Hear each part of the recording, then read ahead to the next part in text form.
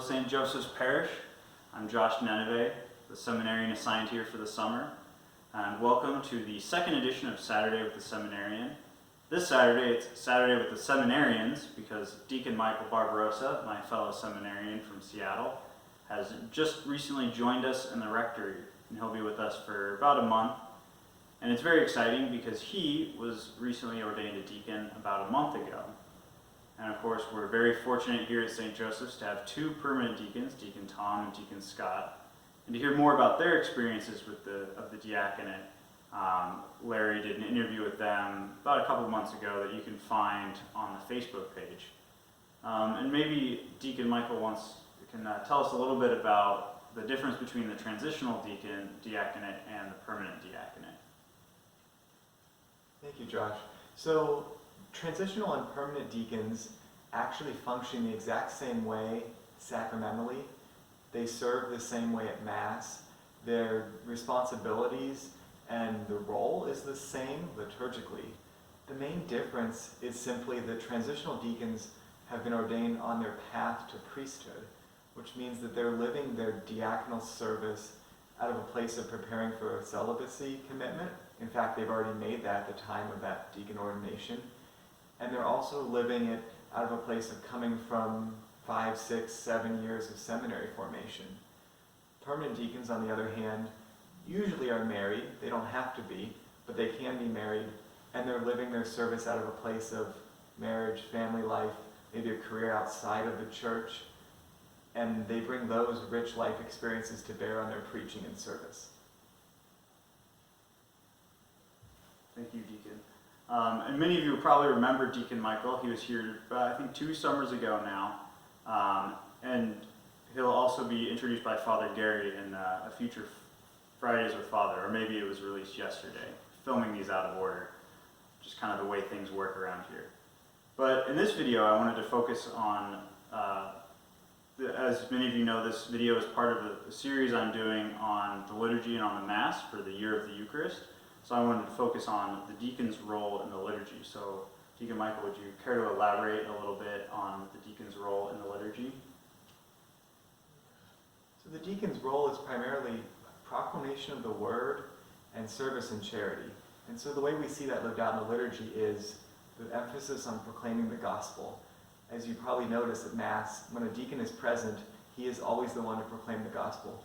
Even if a bishop is present, it's still the deacon's unique role to proclaim the word.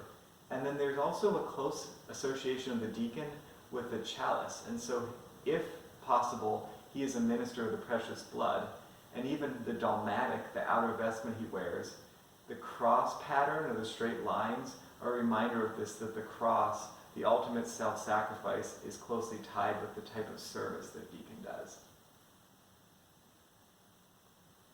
Thank you for that. And in this week's bulletin, I have an article about deacons in the early church and their role in the earlier forms of the liturgy.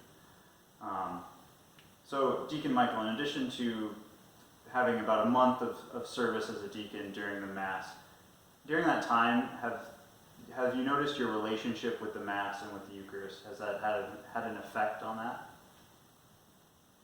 It definitely has, especially in a greater outward focus, I would say. One of the most impactful moments of my ordination for me was actually taking my place at the altar, because I had the ordination at my home parish, St. Vincent de Paul in Federal Way, and even though we couldn't have a large public gathering, we did have about 15 close friends and family there. And so to be in the church where I received all my sacraments, and now to be returning that proclamation of the gospel to those who raised me in the faith, it was a great gift. And so I'd say ever since then, the emphasis on how the Mass sends us out to be heralds of the good news to all in our lives, and kind of that missionary mission focus of the Mass. That's great, thank you. And final question, what advice do you have for people as we start this year of the Eucharist and as we continue through it? I would say, without a doubt, take every opportunity that you can to spend time with the Blessed Sacrament in the church when it's open for silent or private prayer, even a little act of thanksgiving after Mass, whatever opportunities you have. The Eucharist is the place where our life, our concerns, our joys, our gratitude, all the people we've asked or have asked us to pray for them, all of that we bring to the Eucharist, and that's where our life meets God's life, so to speak. It's the intersection of that. And so even just to stop by after work, the days of the week that the parish here is open for evening prayer, and just to spend 5 or 10 minutes thanking God for his gifts, asking for your needs, and just spending quiet, silent time with him, letting him speak. I think it'll work wonders and transform us if we do that. Thank you, Deacon Michael. That's great advice. And thank you, St. Joseph's, for having us. We look forward to getting to know you over the next month that we're here. And I'll see you next week for another Saturday with the Seminarian.